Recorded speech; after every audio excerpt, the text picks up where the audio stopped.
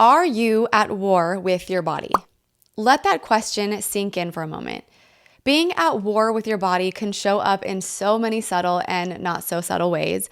It's not just about negative self-talk or feeling frustrated with your symptoms, though those can obviously definitely be a part of it. But being at war with your body can also mean pushing through exhaustion, ignoring your body's signals, or feeling like your body is constantly betraying you. It's when you find yourself locked in a daily battle trying to fix it, manage it, or control chronic illness symptoms. Also controlling anxiety and feeling like you have to win this fight in order to heal. But what if I told you that the more you battle against your body, the more you'll stay stuck in survival mode, in your chronic symptoms, and in the never-ending cycle? When we're fighting ourselves, we keep ourselves locked in that nervous system's chronic fight or flight state, the very state that contributes to so many of the symptoms you're trying to heal from today. So we're going to dive deep into the idea of being at war with your body and how that impacts healing from chronic illness, pain, and anxiety. But more importantly, I'm also going to show you how shifting from fighting your body to working with your body can be a game changer in your healing journey. So we'll explore the power of nervous system regulation and brain retraining. Of course, you know that's the entire reason we're here, right? As a way to bring your body back into a state of peace and rest and digest, where you can create a breeding ground for healing. Sounds good. It's a brand new day. Wake up every morning and say, it's a brand new day. Hello, my beautiful brain babe. Kelly Nelson here. Welcome back to my channel where I help you self-heal chronic symptoms and anxiety through nervous system regulation. I respect your time, so let's go ahead and get straight into it, shall we? If you've ever felt frustrated or even betrayed by your own body because of chronic pain, chronic symptoms, or anxiety, you're not alone. That is a very common response, one that I for sure dealt with, and one that I would argue almost all people deal with the onset of these chronic symptoms. But we're going to talk about why it's absolutely essential to stop fighting with your body if you want to heal. It might sound counterintuitive, but being at war with your body is one of the biggest roadblocks to your recovery. You cannot heal a body you are at war with. Let me repeat that. You cannot heal a body that you are at war with. Now, let me start by asking you this. What do you do when you accidentally touch a hot stove? You don't debate about it. You immediately pull your hand away. Why? Because your body sends an urgent signal that something is wrong. And then you listen to that signal and you act accordingly. But when it comes to chronic symptoms, pain, and anxiety, I think we can all agree our first response is not to sit with it, not to take it in and listen to what our bodies are trying to tell us, right? We don't give our bodies the simple respect of just listening to see what it is trying to tell us. Instead, we fight the discomfort. We get frustrated with it. Sometimes we even try to numb it, which can look like so many things: alcohol, getting lost in social media, taking pills, overworking ourselves, or even another route is just to ignore it. When we do any of these things, unbeknownst to us, we're creating a vicious cycle, the very cycle that keeps our nervous system stuck in a chronic state of fight or flight, which, as you know, if you've watched my previous videos, means chronic inflammation at the cellular level, affecting many systems of your body. And that's exactly why healing can feel so impossible. Your body is always trying to talk to you, right? It's always creating symptoms. Maybe that's pain, anxiety, and it's just another way it's trying to get your attention. It's like a warning system letting you know, hey, something isn't in balance. Something is not right. So just like pulling your hand away from that hot stove, your chronic symptoms are telling you that something deeper needs to change. Does this resonate with you? So what does the science about this say? Because you know I'm a science girl. One of the most important concepts is neuroplasticity. Your brain and nervous system are adaptable, and they constantly change in response to how you think, feel, and act. When you're in a constant state of battle with your body, feeling angry, frustrated, or even disconnected from it, you're reinforcing those negative neural pathways, making them stronger and stronger. So this means your brain gets used to sending the same pain or anxiety signals over and over, making it harder to break free. On the other hand, when you listen to your body and start to work with it, not against it, you give your brain the opportunity to create new, healthier neural patterns. Pain and emotions are processed in the same areas of the brain. This is why when you feel stress or anxiety, your body often reacts physically. For example, chronic muscle tension, headaches, digestive issues, they're all your body's way of expressing emotional distress. Ignoring or suppressing those signals only makes the pain louder and more persistent.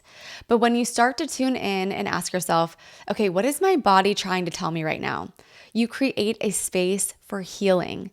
So how can you stop being at war with your body and begin working in harmony with it? Here are 3 actionable steps that you can start taking today. Hey friends, sorry to interrupt. Just a quick friendly reminder to ask if you're enjoying this video. If so, please be sure to hit that subscribe button and click the bell notification so you can continue to invite healing into your world. That's all. Let's get back into it. First, acknowledge the message behind the symptoms and simply just sit with it. As if it's a friend, just sit with it. Instead of getting angry at your body for being in pain or anxious, just pause and ask, okay, what are you trying to tell me? Is it stress? Is it an emotion that I've been avoiding? Maybe it's a certain trauma that I still have stored in my tissues. Is it a sign that I'm overdoing it in some area of my life? Maybe it's a sign that there is a toxic person in my life. It can be so many things. And one thing I want to acknowledge is you may not really know at first. And if that's the case, I invite you to journal for about 15 minutes straight without lifting your pen. Just keep writing, even if it feels like it doesn't make sense, because this is often when things from your subconscious mind start to surface. You will be amazed at what you might uncover.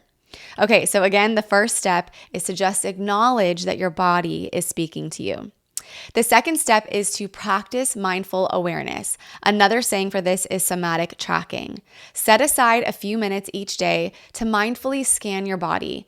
I recommend putting on some really calming music, maybe even rubbing some lavender essential oil or some other relaxing essential oil on yourself, and close your eyes. Take some deep breaths and notice where you feel tension, discomfort, or anxiety. Instead of trying to change it or judge it, just notice it objectively. Get curious with it. This allows you to start reconnecting with your body without trying to control it. This practice alone has healed people out of their chronic symptoms altogether. That's how powerful it is. And then the third step is to rebuild trust through self-care and self-love. You need to be able to trust yourself. I'm going to ask you a question, and I want you to be honest with yourself. How often are you creating acts of self-love? Is it often? Do you need some work in that category? Are you completely neglecting yourself altogether? And then how often are you creating boundaries with the people around you in order to keep your peace? Boundaries with a partner, boundaries with work associates or friends or family members. This is incredibly important. If you have been in a battle with your body, rebuilding trust with yourself is key. And how can you trust yourself if you're allowing abuse, harm, disrespect into your world? I'm going to share a vulnerable example for you. I actually left my marriage just about a year ago. It will be 1 year on Christmas Eve. And I'm still very much going through the healing process of it all. It's been a very difficult journey. But unfortunately, I found myself with a man who became very toxic. In fact, he was by the book, had all the attributes of someone with narcissistic personality disorder, completely love bombed me in the beginning, thinking that he was someone that he was not. He made me feel like I was the only woman in the world that he had ever felt that way about. But once he officially had me, it felt like all of a sudden I just became a fly on the wall. The relationship was all about him and his needs, completely neglected my needs. He was creating manic episodes. There was lying, control, manipulation, gaslighting. And unfortunately, I'm almost positive doing things with women behind my back because I found suspicious items that would only belong to other women, which were not mine, of course, in our home and even in his car. We were only together for 3 years, and I'm not going to lie, there were signs from the beginning that he was not a safe person to be with or a good man. And guess how I knew that? I felt it in my gut. I physically felt it, and I did not listen to what my body was trying to tell me. I would feel physically ill, sick to my stomach over his behavior, but I chose to ignore those signs. And I should have known better. I have spent the last 11 years getting my hands on everything I possibly could to learn how to heal from chronic illness. I learned time and time again how important healthy boundaries are when it comes to healing. Because if you don't protect those boundaries, it could easily exacerbate symptoms or even create new ones. And true story, when I was in the second year of this relationship with my ex-husband, I had stomach pain so bad that I had to go to the gastroenterologist and get a colonoscopy and an endoscopy. And my results were, they were completely clear. Nothing was wrong. And the thing is, I had a feeling that they would be clear because I knew deep down, again, in my gut, that my relationship was most likely the culprit for these new stomach symptoms. And I bet you know how this story ends. When I left my marriage, the stomach pain stopped. So ask yourself, how can I start with acts of self-care that will honor my body? And if you feel comfortable doing so, let me know in the comments below. It could be something as simple as getting more rest, nourishing yourself with healthy foods, saying no to someone, or taking time to breathe deeply throughout your day.